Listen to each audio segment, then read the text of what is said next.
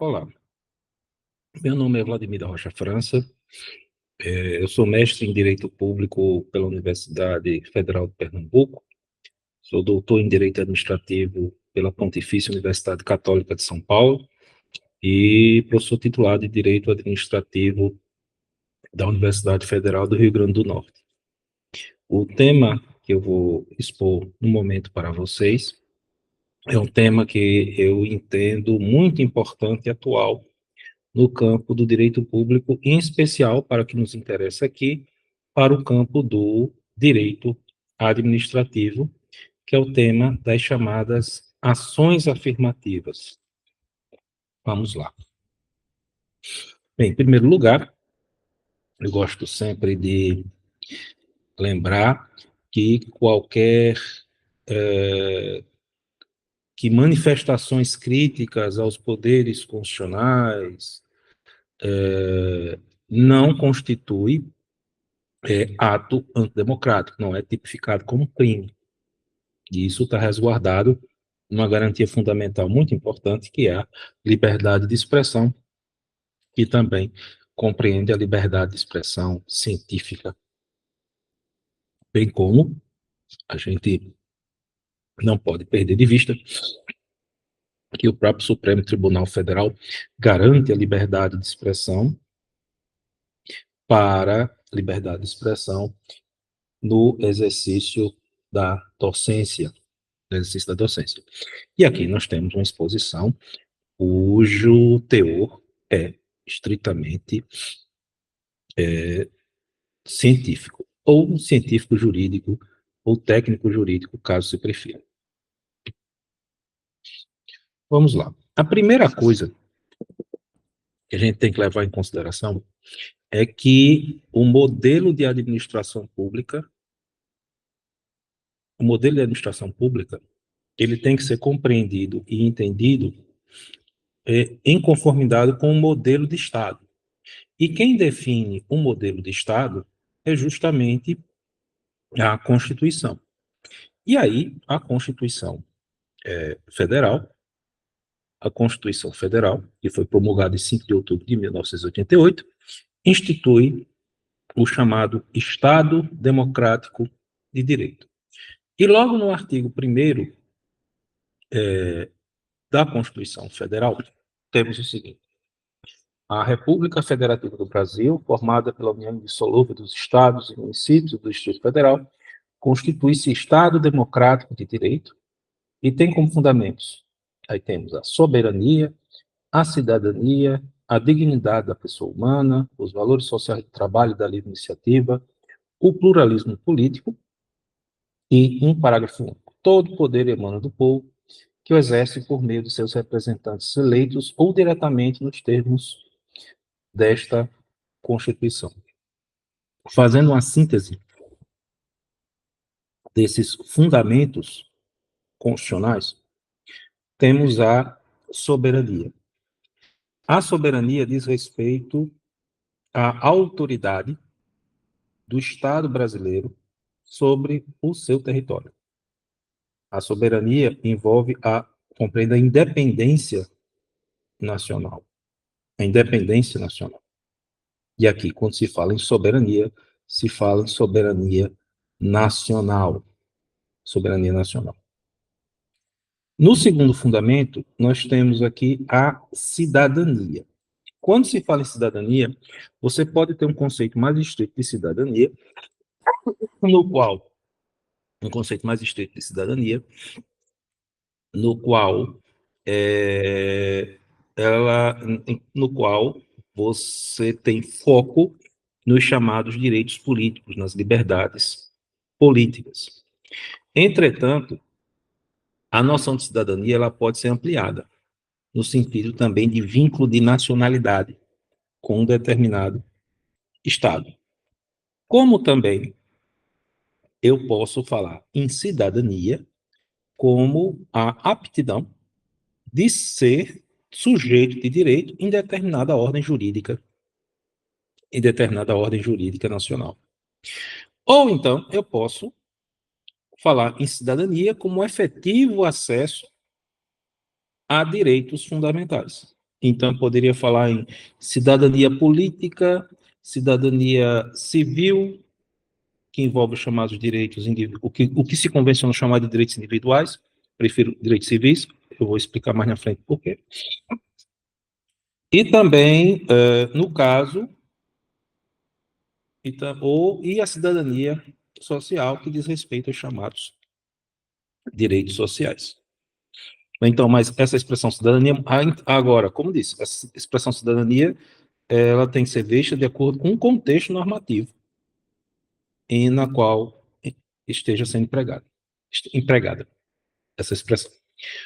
Outro fundamento é a dignidade da pessoa humana. É a dignidade da pessoa humana. Quando se fala em dignidade da pessoa humana, você tem uma premissa que é essencial. Qual é? De que cada ser humano deve ser entendido como um centro de direitos e deveres. Ou seja, aí você tem a noção de sujeito de direito. Alguns vão dizer aptidão de ter direitos, ou a capacidade de ter direitos e deveres. Eu também posso falar em dignidade da pessoa humana no sentido de autonomia do indivíduo em face do Estado e em face da sociedade. E aí você tem a noção de pessoa humana. Essa noção de pessoa humana, ela pode parecer redundante. Eu mesmo, durante muito tempo, tinha essa impressão. Mas quando se fala em pessoa humana, se fala no ser humano enquanto sujeito de direitos. E no atual contexto da humanidade, no atual momento da humanidade, não se admite que um ser humano não possa ser visto como pessoa humana, como sujeito de direitos, como um ente que não deva ter um grau, um grau mínimo, um grau indispensável de autonomia em face do Estado e em face da sociedade. Em face à sociedade. Eu também posso visualizar a questão da dignidade da pessoa humana quando ela se encontra num ambiente socioeconômico, quando ela se encontra num ambiente subordinado a uma ordem jurídica que lhe permita desenvolver livremente sua personalidade. Livremente sua personalidade. E aí nós temos os valores sociais do trabalho e da livre iniciativa. Veja bem, eu falo assim, valores sociais do trabalho e da livre iniciativa, que tem relação direta com quando se fala da dignidade da pessoa humana. O trabalho, e isso você vai ter em vários pontos do texto constitucional, ele é visto como um valor fundamental, especialmente quando se fala na questão da ordem social. Até porque é através do trabalho que nós podemos obter os recursos necessários para nós termos autonomia em face do Estado e em face da sociedade. E veja que se fala que em livre iniciativa, que tem relação com uma liberdade, que é a liberdade econômica, a liberdade de empreender, a liberdade de oferecer no mercado bens e serviços. E também tem uma associação com a ideia de propriedade privada. Afinal de contas, a liberdade econômica não teria sentido se a pessoa não pudesse manter os bens os bens que logrou conseguir com o fruto do seu trabalho livre. Bem, e nós temos o pluralismo político. E aqui é um fundamento muito importante, Porque a Constituição, logo a federal, logo no início, espanca qualquer proposta totalitária. Agora, isso não significa dizer que, no caso, todas as propostas, políticas sejam admitidas no contexto da ordem jurídica constitucional do Brasil.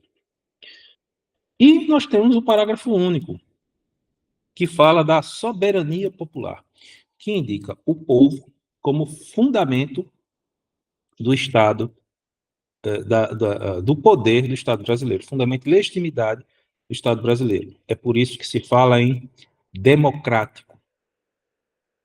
E aí, veja bem, que o exerce, todo poder emanando do povo, que o exerce por meio de representantes eleitos ou diretamente nos termos da Constituição.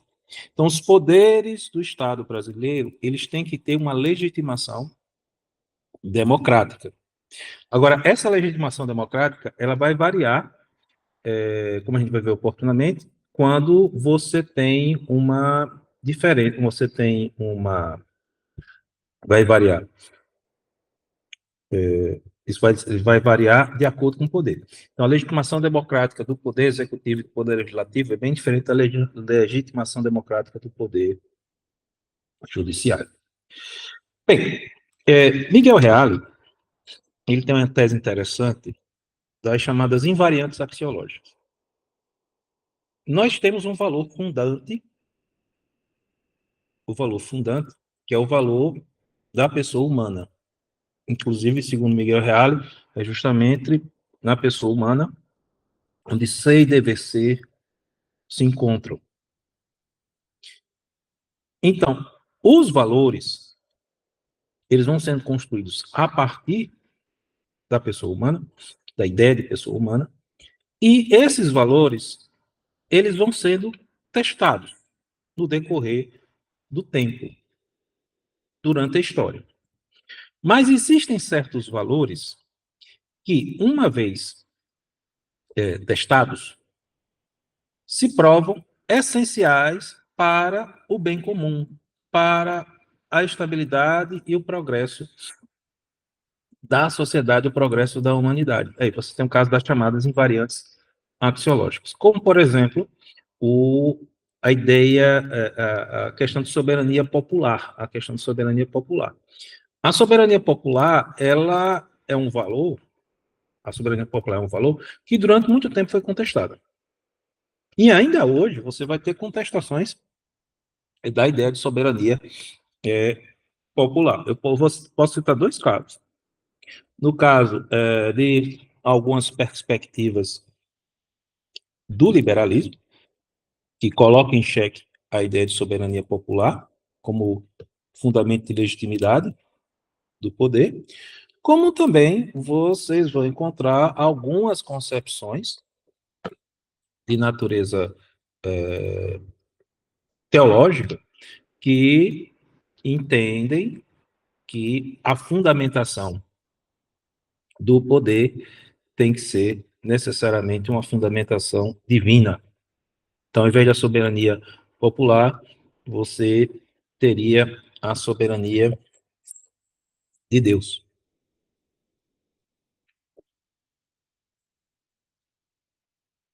Eu não vou entrar aqui, naturalmente, nesse debate. Pode ser que, em outra oportunidade, eu traga aqui para vocês algumas reflexões com relação a esse tema. Bem, outro princípio importante, fundamental, o princípio da separação dos poderes. Artigo 2º. São poderes da União, independentes e harmônicos entre si, legislativo, executivo e o judiciário. Bem, qual é a ideia de separação de poderes? A base dela é basicamente a seguinte. Existe uma lição clássica de Montesquieu, no sentido de que todo aquele que tem o poder tem uma tendência natural a abusar dele. E aí, na ciência política, se propôs o seguinte, que as funções jurídicas básicas do Estado, que seriam a função normativa ou legislativa, a função executiva ou administrativa e a função jurisdicional, ou se você quiser, a atividade de estabelecer normas, a atividade de executar essas normas com o poder político, pelo poder político. E a atividade de julgar os conflitos em torno da aplicação, da obediência dessas normas, não, essas funções, essas atividades não poderiam ser concentradas. No caso brasileiro, fez a opção por distribuir estas funções do Estado. A gente trabalha com a ideia de função legislativa, função administrativa e função jurisdicional. Distribui essas funções por 3 complexos de órgãos. Aí você tem poder legislativo, poder executivo e, no caso, o poder judiciário. E aí, a função que vai nos interessar mais é justamente a função administrativa, que é a que tem como, digamos assim, poder, como poder do Estado, poder da República mais responsável, o poder executivo. Bem, e aqui nós temos os objetivos fundamentais da República, do Estado brasileiro, que são a construção de uma sociedade livre, justa e solidária, a garantia do desenvolvimento nacional, a erradicação da pobreza, marginalização e redução das desigualdades sociais e regionais, e a promoção do bem de todos, sem preconceitos de origem, raça, sexo, cor, idade, e veja que aqui se fala quaisquer outras formas de discriminação. Então, o Estado brasileiro, ele tem esses objetivos fundamentais. Então, as ações do Estado brasileiro, necessariamente, elas devem ser todas ordenadas para a concretização desses objetivos. Se, no caso, no artigo 1º da Constituição, eu tenho os fundamentos do Estado brasileiro e, naturalmente, da ordem jurídica. Se no artigo 2º eu tenho um princípio que procura estabelecer uma contenção do poder, uma prevenção contra o arbítrio do Estado, através justamente da divisão de trabalho com relação às funções jurídicas do Estado, nos objetivos fundamentais nós temos essas metas. Então, o Estado brasileiro, como ele foi estruturado pela Constituição Federal, é um Estado que se costuma dizer intervencionista. Isso significa dizer que ele tem metas constitucionais. E, em rigor, metas constitucionais de justiça social. Não é um Estado que vai se limitar tão somente a o que você tem, digamos assim, no pacote básico de qualquer Estado, que venha a ser ordem pública, defesa nacional, relações exteriores e prevenção e resolução de conflitos. Não. O Estado contemporâneo, ele tem justamente o quê? Metas constitucionais de justiça social. E se você observar bem, no caso brasileiro, nós tivemos uma forte influência da doutrina social da Igreja. Eu até recomendo, mesmo para as pessoas que não sejam católicas, em adquirir, ou pelo menos procurar conhecer a doutrina social da Igreja Católica, até para ver o grau de similaridade que você tem com relação o grau de similaridade que você tem entre essa concepção político-econômica, político-jurídica e econômica, com o que está positivado na Constituição Federal. Agora, é claro que isso não significa dizer que a Constituição Federal seja Ctrl-C, Ctrl-V, doutrina social da Igreja. Tem vários pontos onde elas não vão se bater. Elas não vão se encontrar. E aqui nós temos um ponto importante, que é justamente a questão do prevalência dos direitos humanos, que é princípio regente das relações internacionais. Claro, que diz respeito ao Estado brasileiro.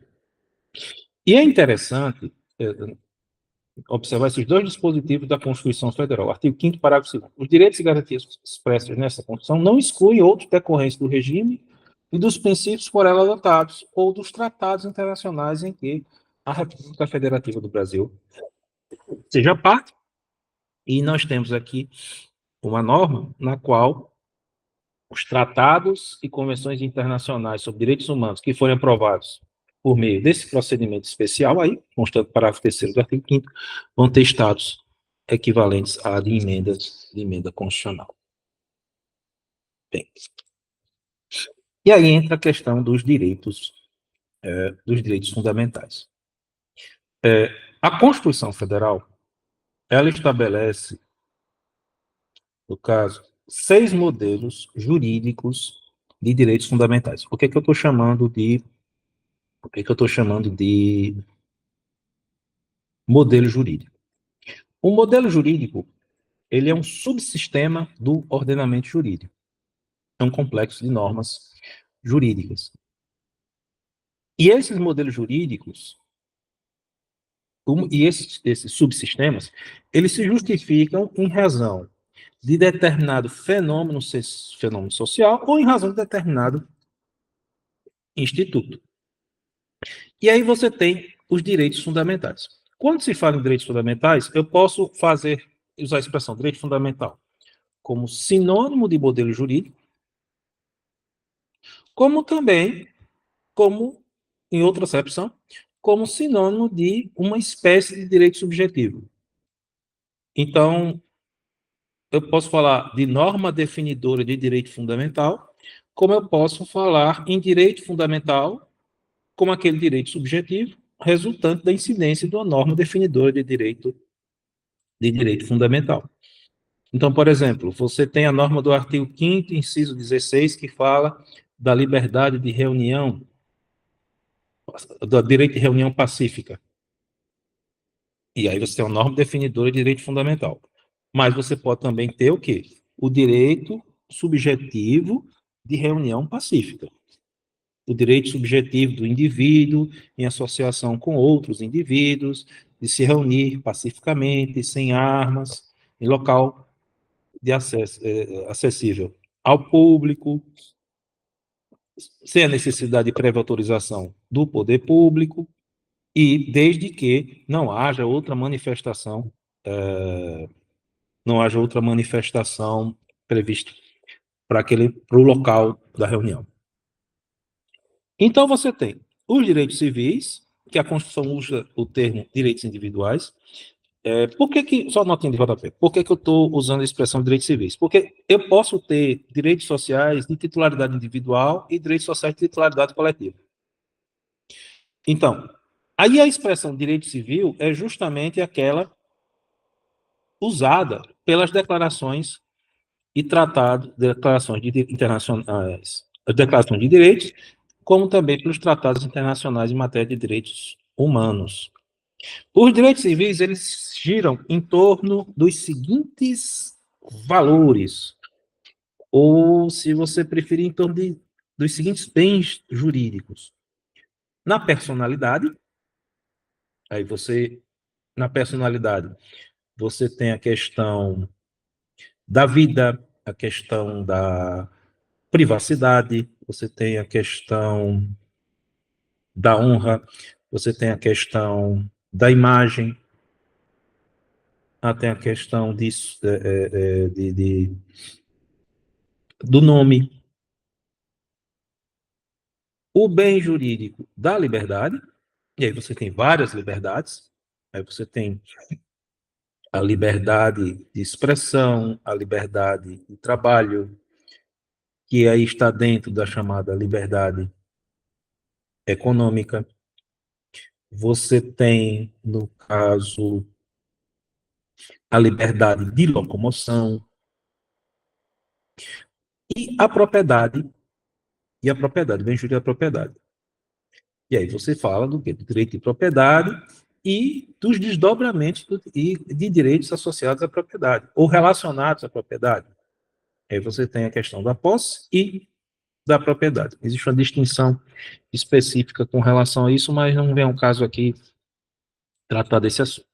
O dispositivo que nós temos, o dispositivo onde esses direitos se encontram estruturados, pelo menos em sua maioria, é o artigo 5º, mas o próprio Supremo Tribunal Federal já determinou que esta lista não é exaustiva. Eu posso identificar outros direitos civis, ou, se preferir, direitos individuais em outros pontos do texto constitucional.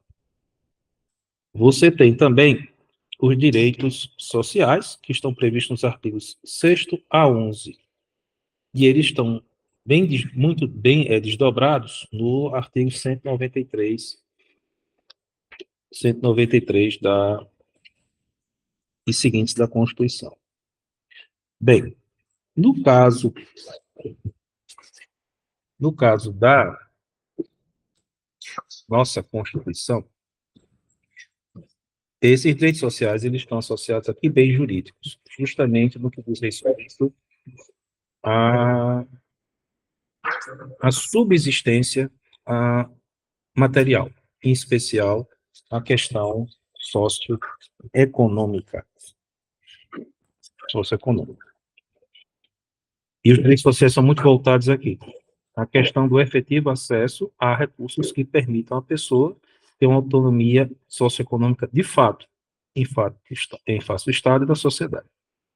Você também tem, no caso, os direitos da nacionalidade, que envolve o vínculo que você tem entre o Estado, ou o vínculo que você tem entre o Estado e o indivíduo. É a Constituição justamente que vai estabelecer quem deve ser não considerado brasileiro, e os direitos políticos, nos artigos 14 a 17. Os direitos políticos, por sua vez, eles envolvem a liberdade econômica. A liberdade econômica, minto, a liberdade, às vezes chamada de liberdades políticas. E aí você teria os direitos de votar, o direito de ser votado, o direito de militar em partidos políticos, dentre outras coisas. E aí nós temos também, no caso, os direitos coletivos e os direitos difusos, que a gente vai tratar um pouco mais adiante. Bem, você tem, no caso, as cláusulas pétreas na Constituição. O que seriam essas cláusulas pétreas? Essas cláusulas pétreas, elas são certos preceitos constitucionais que não podem ser objeto de reforma na nossa Constituição. Como se sabe, a Constituição Federal, ela prevê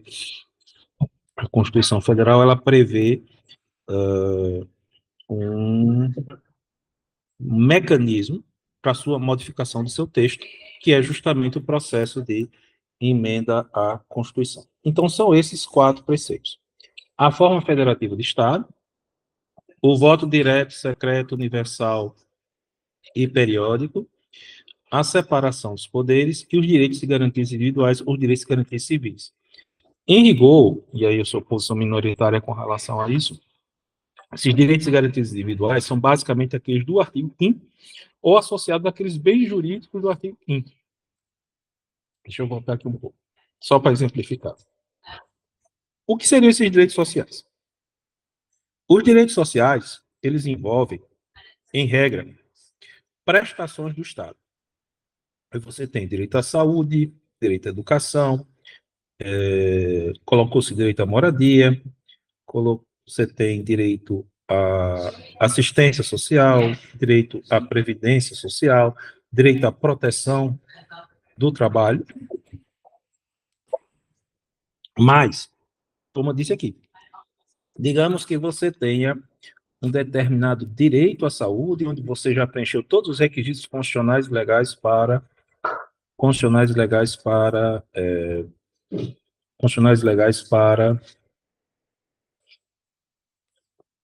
esse direito se incorporar na sua esfera jurídica.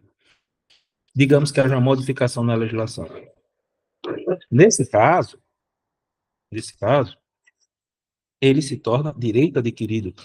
E ele vai estar sendo protegido não por força do artigo 6º, ou o artigo 6º e o dispositivo da ordem social que trata do assunto, mas sim com a garantia individual do ato jurídico, perfeito, ou do direito adquirido. Mas vamos lá.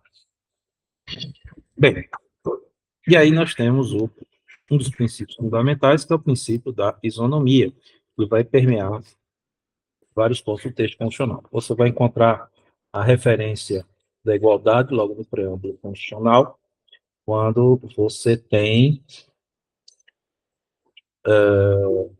o pronunciamento da Assembleia Nacional Constituinte no sentido de que o Estado democrático se destina, dentre outras coisas, a assegurar a igualdade e tem como fundamentos, dentre outros, uma sociedade fraterna e sem preconceitos, fundada na harmonia social.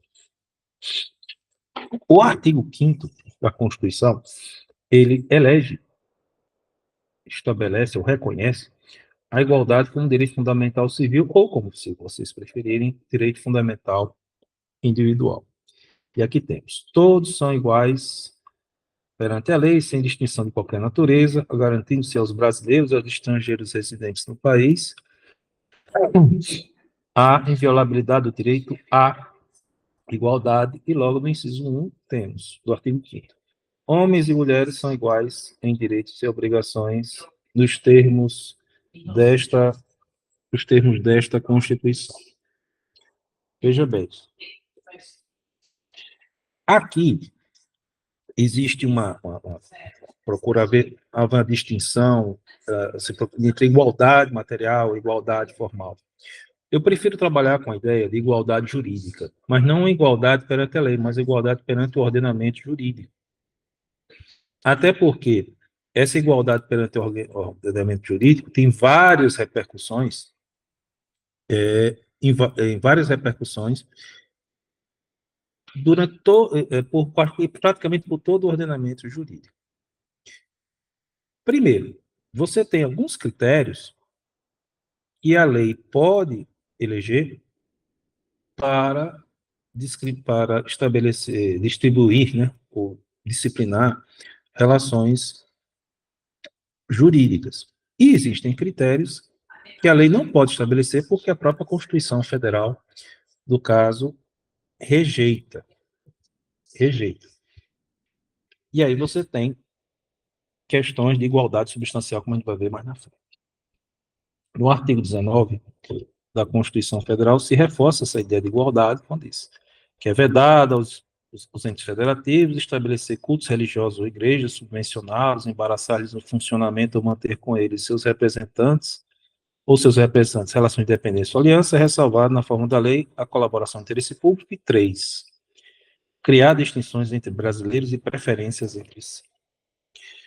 No artigo 150, inciso 2, nós temos uma repercussão dessa igualdade como direito fundamental civil no plano tributário, quando se veda a instituição de tratamento desigual entre contribuintes que se encontram em situação equivalente, proibida qualquer distinção em função, razão da ocupação profissional, função por eles exercida, independentemente da denominação jurídica dos rendimentos, títulos ou direitos.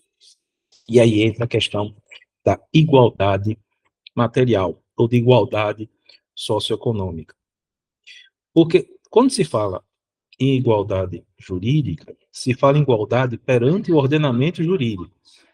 Por exemplo, quando você diz que toda pessoa humana, todo ser humano deve ser visto como uma pessoa humana, como sujeito de direitos, isso é uma manifestação no quadro da igualdade.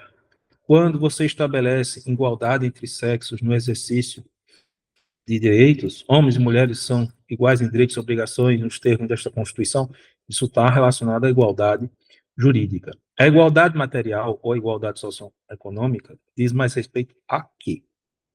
Justamente ao efetivo acesso aos bens e serviços que são, no caso, efetivo acesso aos bens e serviços que estão disponíveis no mercado, que estão presentes na sociedade. Em termos realistas, não existe a possibilidade de você ter uma rigorosa e perfeita igualdade socioeconômica. Isso é uma impossibilidade científica à luz da economia, a não ser que você tenha justamente uma imposição estatal brutal.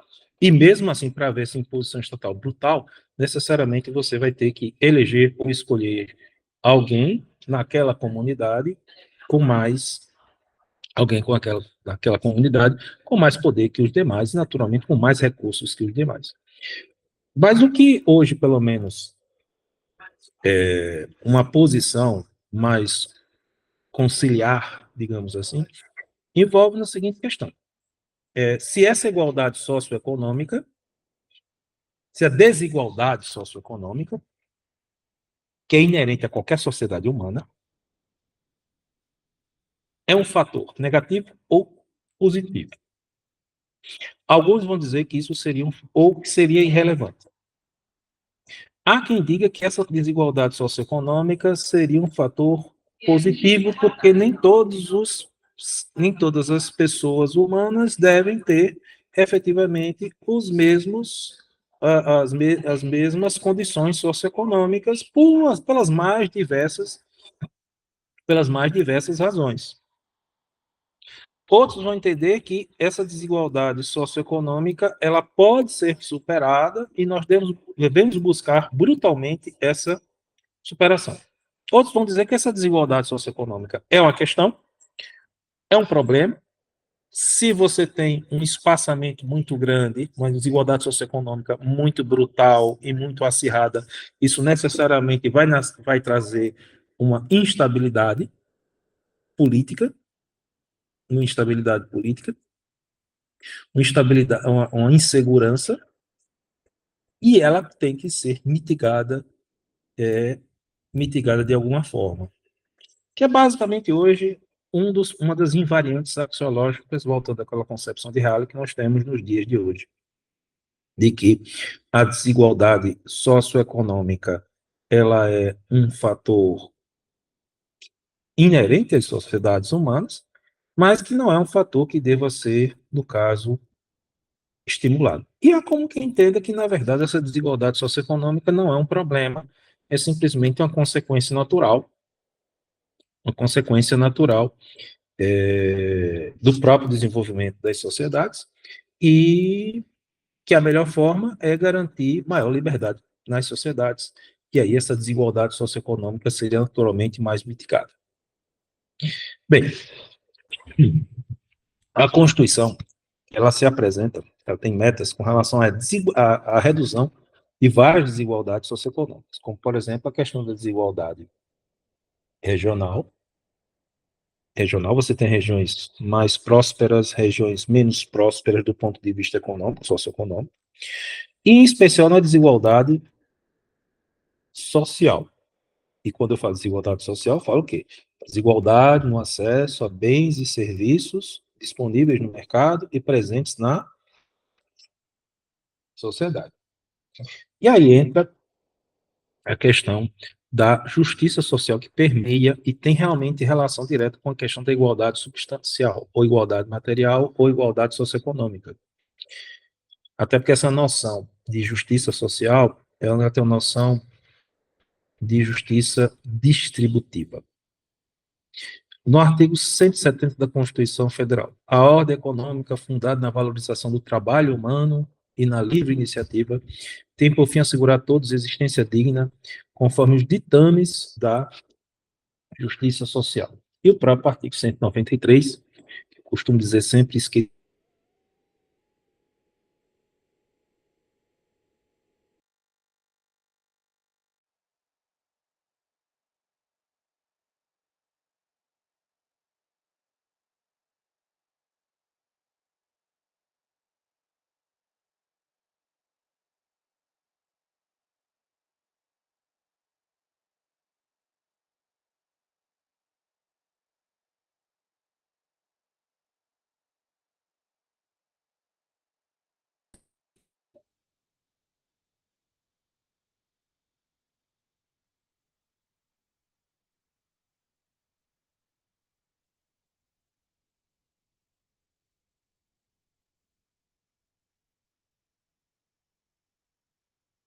Mas, voltando aqui, apesar desse pequeno problema técnico, o que seria essa justiça social? Bem, como a ideia de igualdade socioeconômica uniforme e perfeita não existe, pode-se trabalhar com a ideia de que você tem que ter um mínimo de proteção social, um mínimo de acesso para cada pessoa humana, no que diz respeito a bens e serviços da sociedade, produzidos na sociedade, ou pelo menos um certo conjunto de bens e serviços são considerados essenciais. E aí você tem, em especial, uma preocupação quando a pessoa humana está numa situação de incapacidade para o trabalho, está numa situação de vulnerabilidade física, de vulnerabilidade econômica, e aí é que entra a questão da rede de proteção social que o Estado tem a obrigação de prestar. E aí se fala em justiça social. E justiça social, de certo modo, também pode estar relacionado à ideia de um bem comum, de um ambiente em que permitam às pessoas terem condições socioeconômicas para efetivamente terem condições socioeconômicas para desenvolver a sua personalidade. Bem, e aí entra a questão da isonomia na administração pública. A função administrativa, ela tem alguns elementos básicos. Na função administrativa tem o quê? Uma atividade do Estado, desenvolvida por um delegado seu, numa posição de autoridade em face do cidadão, do administrado, que tem por objetivo concretizar utilidades públicas. E o que é que eu estou chamando de utilidades públicas? São bens, serviços e intervenções que o Estado deve realizar em prol do bem comum. Em prol do bem comum. Sujeitas ao controle, sujeitas ao controle do poder judiciário. E outro ponto importante é que a atividade administrativa é uma atividade que está subordinada à lei. Deve estar subordinada à lei. Aí você tem a garantia fundamental da legalidade. Pois bem, você tem a reprodução da ideia de isonomia em vários pontos, em se tratando de administração pública. Você tem o princípio da impessoalidade, que muitos veem como sinônimo de isonomia na função administrativa, a exigência de concurso público para acesso a determinados cargos e empregos, como também a exigência de requisitos isonômicos gerais e abstratos para acesso aos cargos, empregos e funções públicas que dispensem concurso público, a licitação, a obrigatoriedade de se realizar um processo concorrencial para se realizar contratos públicos. E aí, chegamos ao cerne da nossa exposição, que diz respeito à ação afirmativa. O que seria a ação afirmativa? A ação afirmativa ela pode ser vista como um instrumento de concretização de isonomia socioeconômica ou de isonomia material. E o que geralmente se usa como argumento? De que existem grupos sociais hipossuficientes, por uma razão ou outra, seja por razões socioeconômicas, seja por razões biopsíquicas, que existiriam estruturas sociais, socioeconômicas discriminatórias e impediriam a inclusão social desses grupos. Lê-se, inclusão social, o efetivo acesso a bens e serviços produzidos na sociedade. E alguns chegam a colocar a concepção de dívidas históricas da sociedade.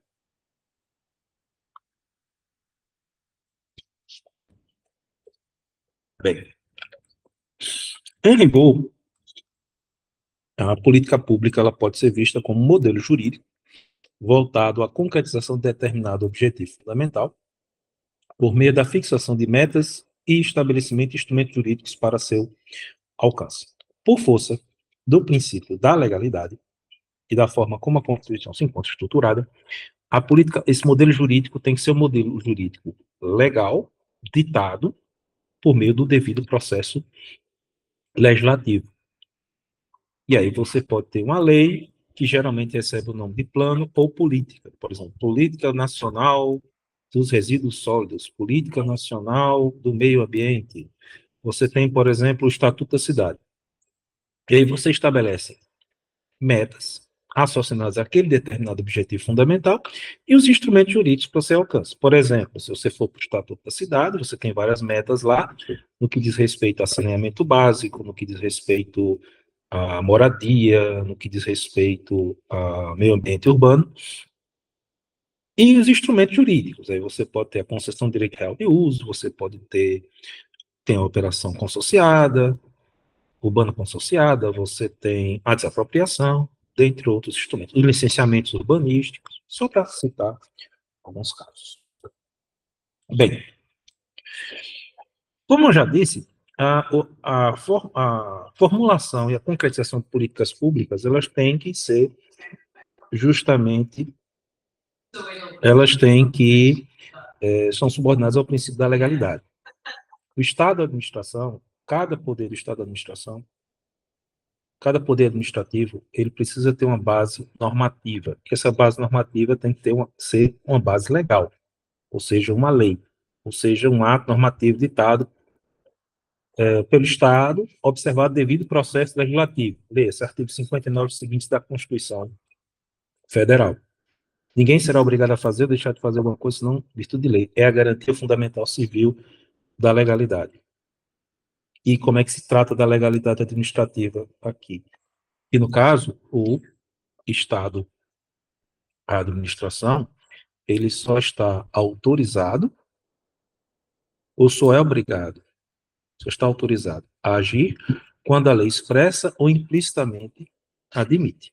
Mas, como disse aqui, há espaços para discricionariedade. O que seria essa discricionariedade? É justamente o espaço para que a autoridade empregue um juízo de conveniência, oportunidade ou prognose na, na ação administrativa.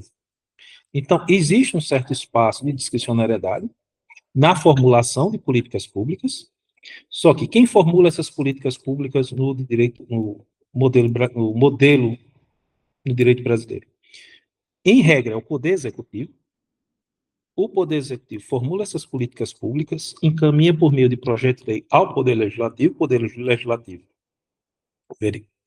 analisa, encerrado o processo legislativo, se torna, e se for aprovada a proposta, com ou sem alterações, aí você tem uma lei.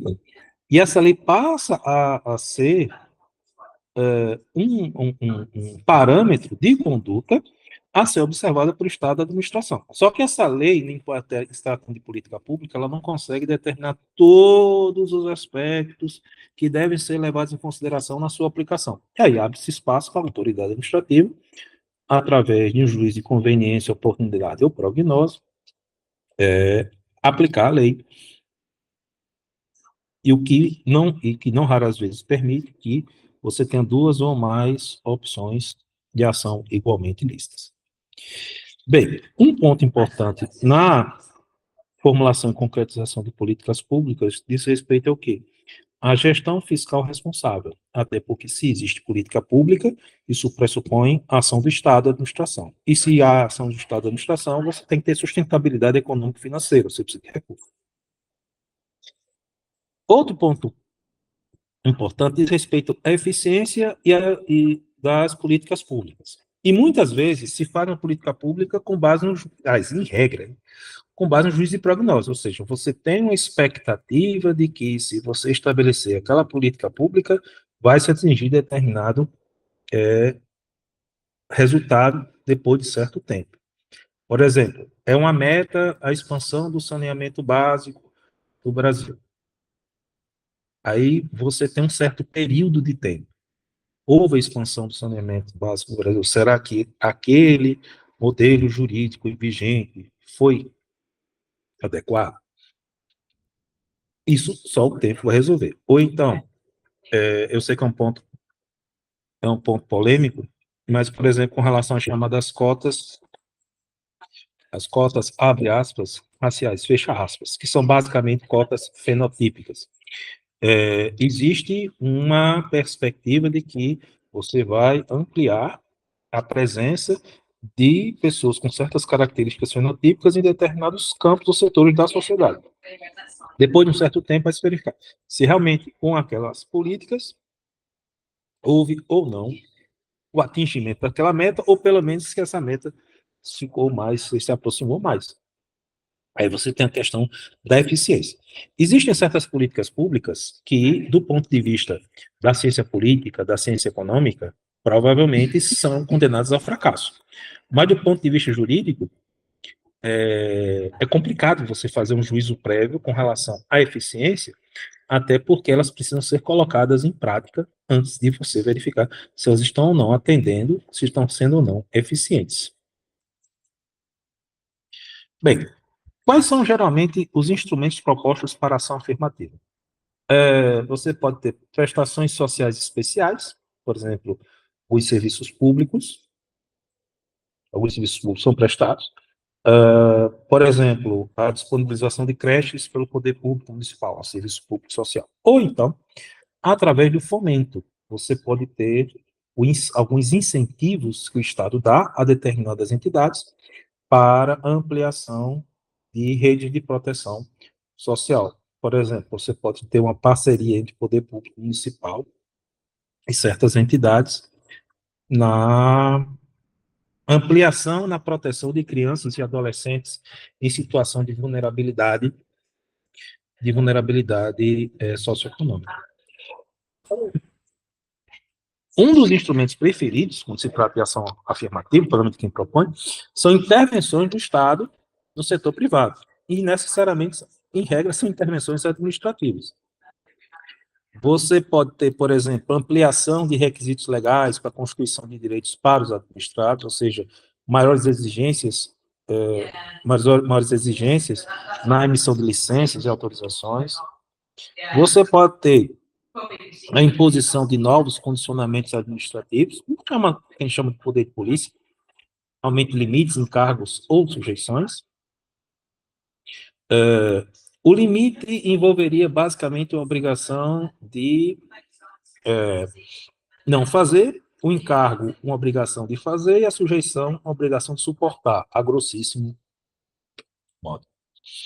Em especial, você pode também ter a previsão de cotas na gestão pública, onde você tem, por exemplo, em matéria de contratações públicas, a Lei de Licitações e Contratos, por exemplo, a Lei 14.133, estabelece que as empresas contratadas pelo poder público têm que ter um certo número de mulheres em situações de vulnerabilidade, salvo engano, e também de pessoas egressas ou que estejam sob a custódia do sistema penitenciário, como também no acesso a cargos, empregos e funções públicas.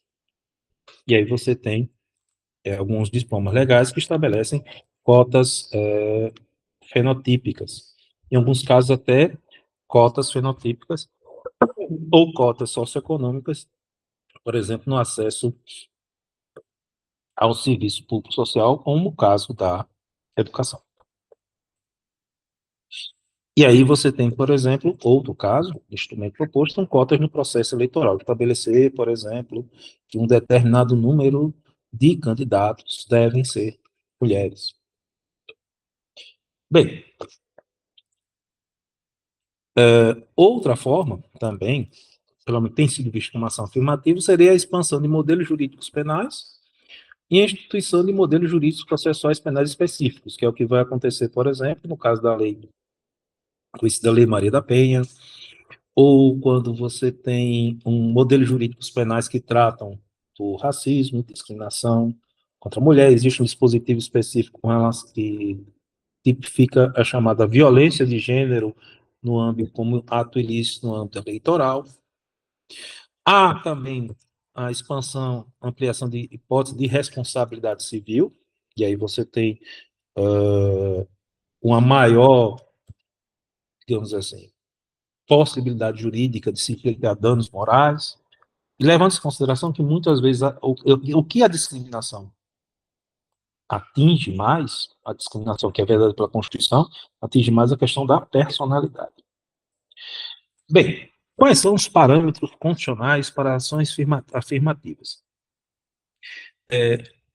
Com relação às ações afirmativas, ou a lei ela pode estabelecer-se de forma vinculada, ou seja, o Estado vai ter que se limitar a verificar tão somente se a norma incidiu ou não, e se incidiu, atribuir, realizar determinada ação, ou então, se incidiu, tem um espaço de discricionariedade, pelo menos no que diz respeito à extensão e intensidade da medida.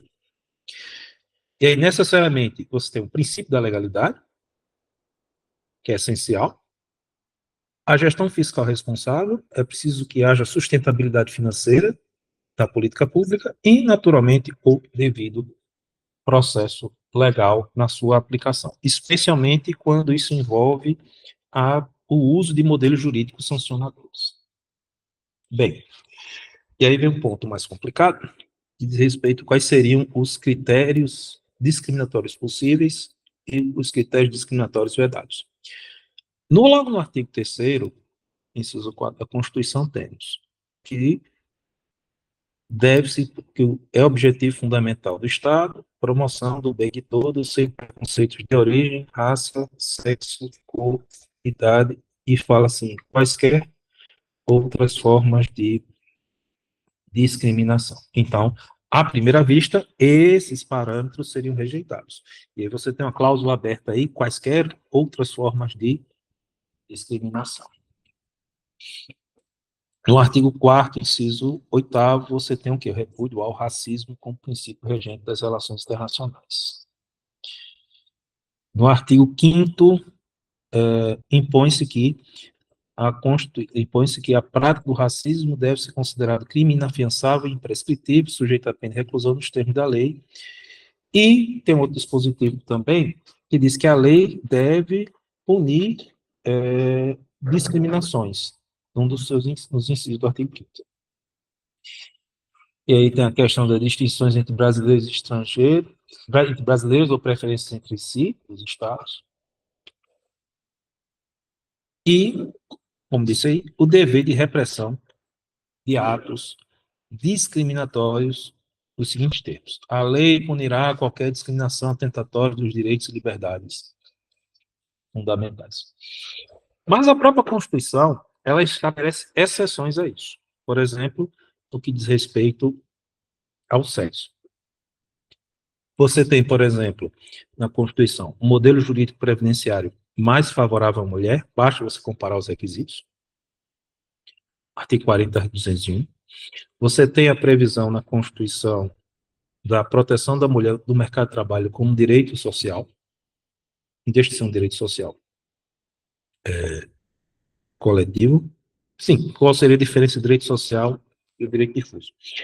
O direito social é um direito que o sujeito tem enquanto parte de um grupo social considerado hipossuficiente nos termos do ordenamento jurídico em vigor. Você tem direito coletivo, como o caso da criança, adolescente, idoso, mulher. E o direito difuso é um direito que o indivíduo tem enquanto membro da sociedade. Os direitos difusos, eles estão associados à questão mais aos interesses públicos que são compartilhados por todos. Então, por exemplo, a legalidade e a moralidade administrativa, eles são a questão da proteção da legalidade, a proteção da moralidade são direitos difusos, tanto que existe a chamada ação popular. E aí você tem, por exemplo, a Convenção Internacional de Eliminação de Quaisquer Formas de Discriminação contra a Mulher, que é um tratado internacional, incorporado no ordenamento jurídico, que estabelece vários preceitos com relação à proteção da mulher, tanto na ordem econômica como na ordem social. E aí vem o complexo critério da raça. Na verdade, esse critério da raça, em termos práticos, diz mais respeito à etnia, a características fenotípicas E há certas práticas culturais de natureza religiosa. De natureza religiosa, se você observar a forma como isso é levado em consideração. Bem, você tem, no caso, na Constituição, uma proteção específica com relação aos índios, no artigo 231. Você tem referências aos quilombolas, no artigo 68 do ADCT. E aí vem, e aí é o cerne da ação afirmativa, a questão das discriminações positivas. Na Convenção Internacional de Eliminação para toda forma de discriminação racial, temos o seguinte. Sim, também é raça, quando se fala em raça, também se fala de questão de origem nacional. Nesta convenção, a expressão discriminação racial significará qualquer distinção, exclusão, restrição ou preferências baseadas em raça, cor, descendência,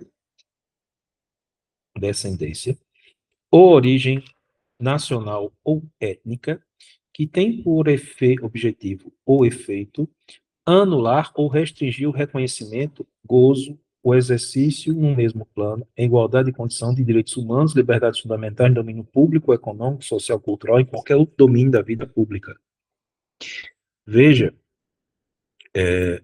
que esses são os critérios, pelo menos assim, do Tratado Internacional. E aí veja o espaço aqui. Não serão consideradas discriminação racial as medidas especiais tomadas com o único objetivo de assegurar o progresso adequado de certos grupos raciais ou étnicos ou de indivíduos que necessitem de proteção. Veja que você tem uma cláusula aberta que possa ser necessária para proporcionar a tais grupos ou indivíduos igual gozo ou exercício de direitos humanos e liberdades fundamentais, contando que tais medidas não conduzem, em consequência, à manutenção de direitos separados para diferentes grupos raciais e não prossigam após terem sido alcançados os seus objetivos. Aí você tem a questão da necessária temporariedade dessas discriminações positivas, essas discriminações positivas. Com relação à idade, ele também é usado como parâmetro. Veja que lá tem, não pode haver discriminação com relação à idade logo no início da Constituição, mas a própria Constituição, ela vai e excepciona. Mas por que ela excepciona? Justamente em razão das especificidades de determinadas pessoas, quando o fator usado para estabelecer relação jurídica é a idade. Você tem proteção especial com relação à criança, o adolescente e o jovem, os termos do artigo 227. E também especial com relação ao idoso. A Constituição ela é mais, assim, mais detalhada, ela é mais quando se trata das pessoas com deficiência, no que diz respeito à proteção do mercado de trabalho, com relação ao dever de proteção das pessoas com deficiência. Você tem modelos jurídicos específicos de seguridade social, em razão da deficiência. Você tem a previsão de cotas para pessoas com deficiência no acesso a cargos em empregos públicos, nos termos do artigo 37, inciso 8 da Constituição. Você tem prioridade na execução contra a fazenda pública, quando a pessoa com deficiência é credora do Estado.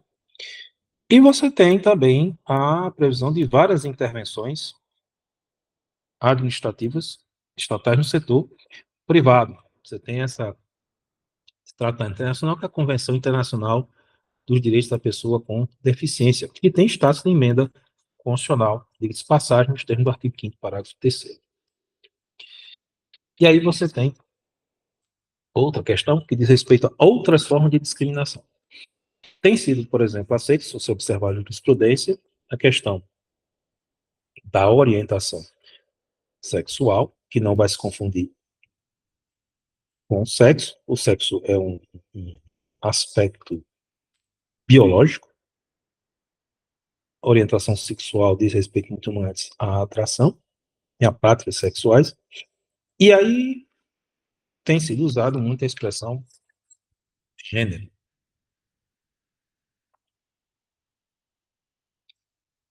Em rigor, na língua portuguesa, sexo é uma coisa, gênero é outra.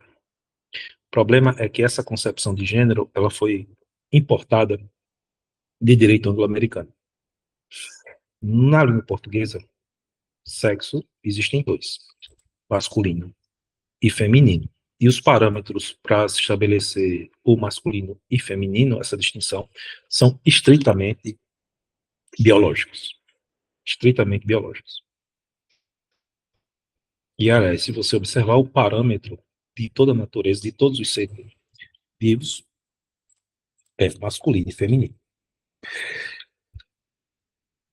E tem a ver, mas não somente a ver, com a questão da reprodução. Outra coisa é com relação à língua. Na língua portuguesa, nós temos também dois gêneros, masculino e feminino. Então, eu posso falar a cadeira, a mesa, o computador, a caneta, a garrafa, o celular. Em algumas línguas, como por exemplo o alemão, existem três gêneros. Eu tenho masculino, feminino e neutro. Por que que existe isso? Diz respeito à questão da formação da própria língua.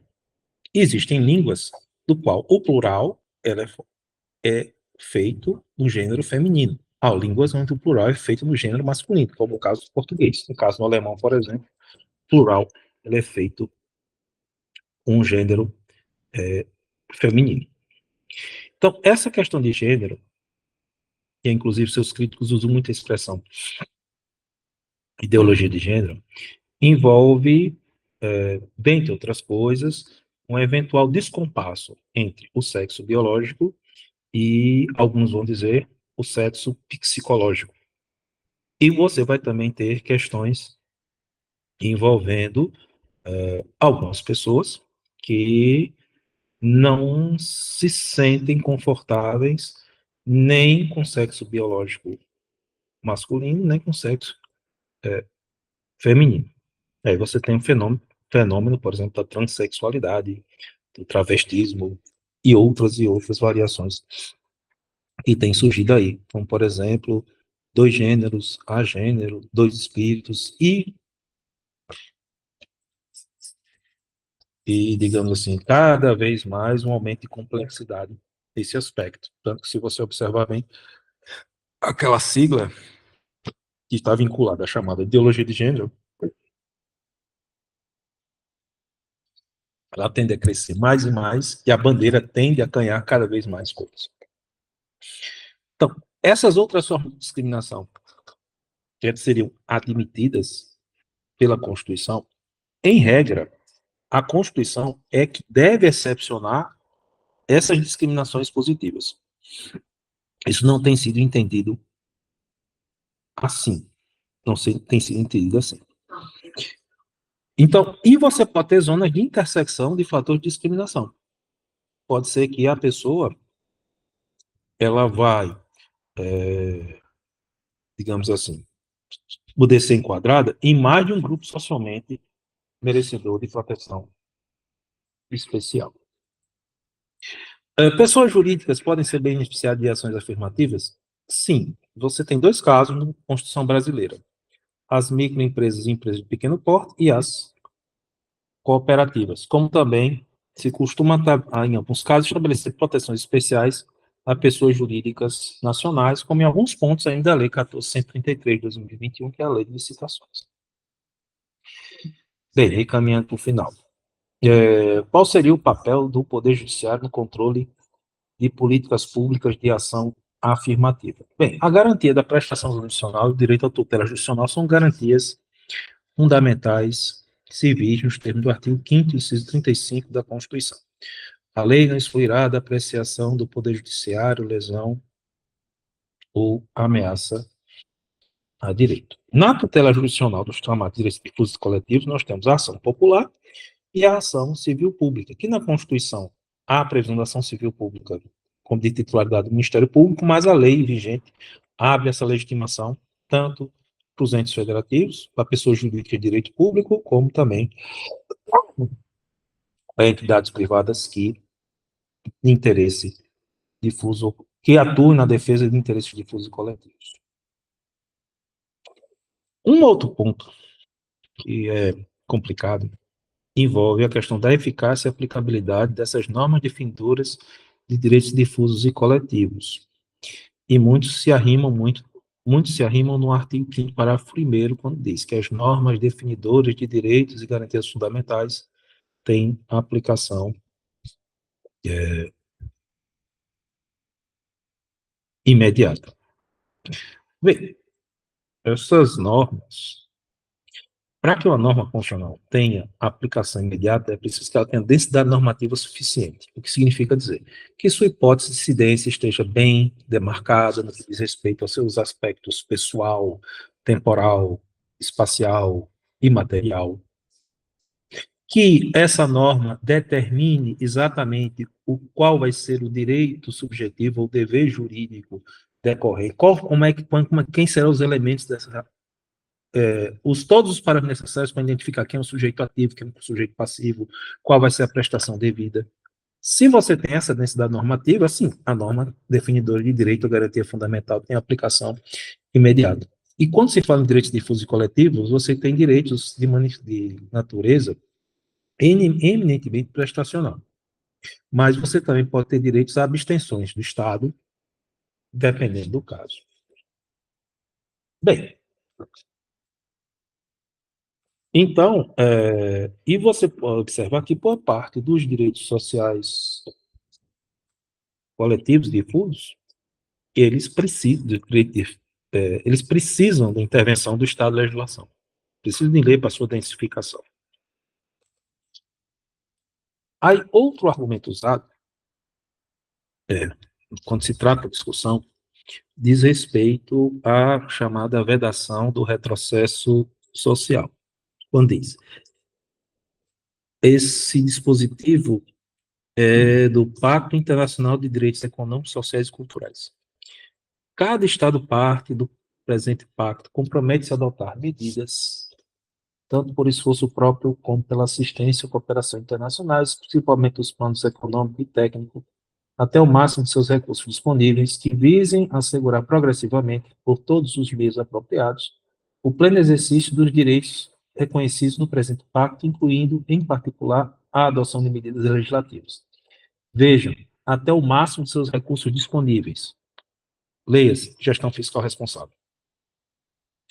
2. Os Estados partes do presente pacto comprometem-se a garantir que os direitos nele enunciados, nele enunciados e exercerão em discriminação alguma por motivo de raça, sexo, língua, religião, opinião política ou de qualquer outra natureza, origem nacional ou social, situação econômica, nascimento ou qualquer outra situação. Aí, 3. Os países em desenvolvimento, levando devidamente em consideração os direitos humanos e a situação econômica nacional, poderão determinar que garantirão os direitos econômicos reconhecidos no presente pacto àqueles que não sejam os seus nacionais. Aí no Pacto de Direito Internacional de Direitos Civis e Políticos. Nenhuma disposição do presente pacto poderá ser interpretada no sentido de reconhecer a um Estado, grupo, indivíduo, qualquer direito de dedicar-se a qualquer atividade ou praticar quaisquer atos que tenham por objetivo destruir os direitos ou liberdades reconhecidos no presente pacto, ou impor-lhes limitações mais amplas do que aquelas nele previstas. Não se admitirá qualquer restrição ou suspensão dos direitos humanos fundamentais reconhecidos objetos em qualquer Estado-parte do presente pacto em virtude de leis, convenções, regulamentos ou costumes, sob pretexto de que o presente pacto não se reconheça ou os reconheça em menor grau. E aí entra a questão da vedação do retrocesso social. Vamos lá. Primeira coisa que tem que ser levada em consideração é que essa vedação do retrocesso social, ela não pode ser usada de forma arbitrária para determinar que toda a política pública ela se petrifica uma vez posta. Até porque as políticas públicas elas estão sujeitas ao exame do tempo e ao exame da história. Existem políticas públicas que podem funcionar, políticas públicas que podem não funcionar. O tempo e a história é que vão dizer isso. É por isso que controles prévios de políticas públicas são precários, porque falta é preciso se confiar no juízo de prognose do Estado de legislação e do Estado de administração. Outro ponto importante é o seguinte, é a questão da essencialidade do bem ou serviço que foi colocado. Porque existem duas formas de discriminação positiva, digamos assim. Eu posso estabelecer discriminações positivas por meio de modelos jurídicos que envolvam direitos de natureza prestacional, serviços públicos sociais, cotas,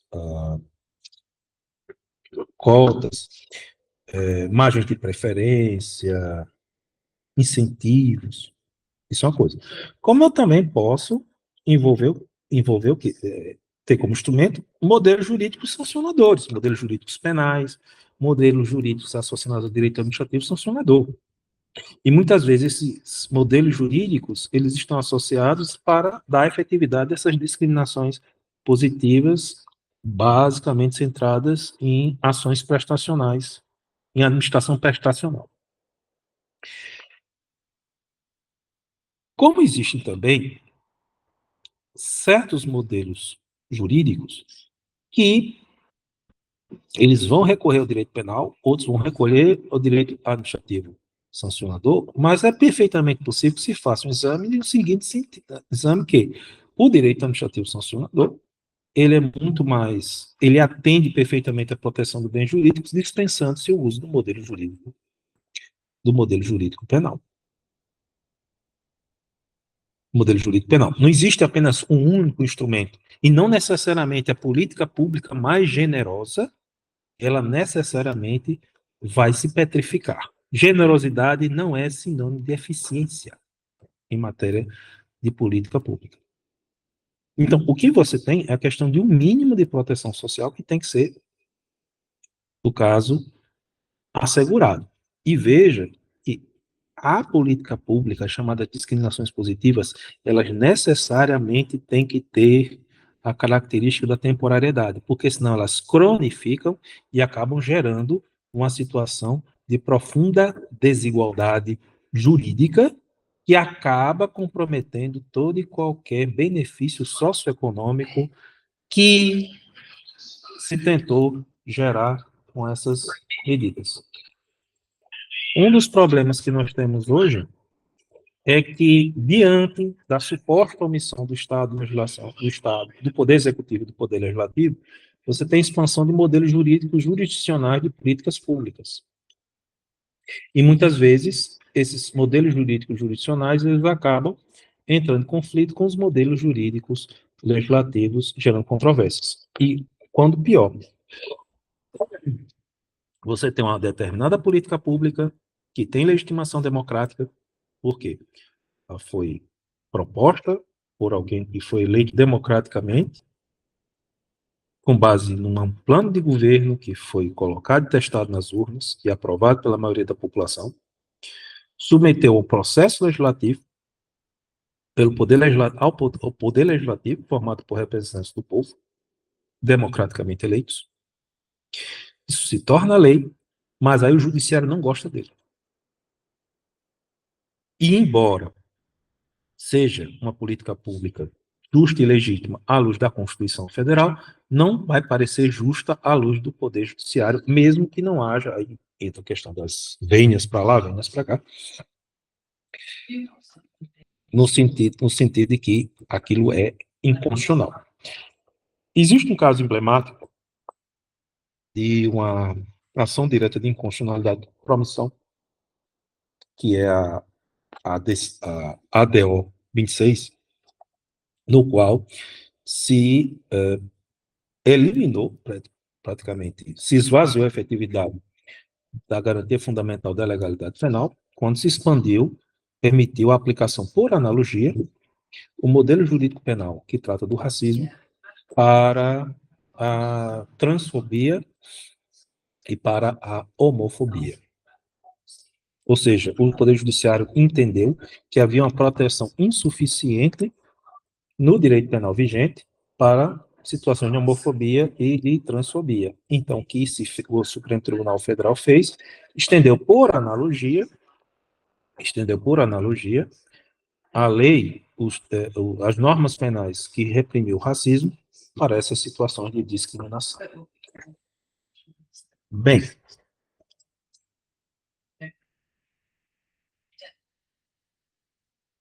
aqui, no caso, nós encerramos a nossa exposição. Espero que tenha sido útil para todos e agradeço a atenção. Muito obrigado.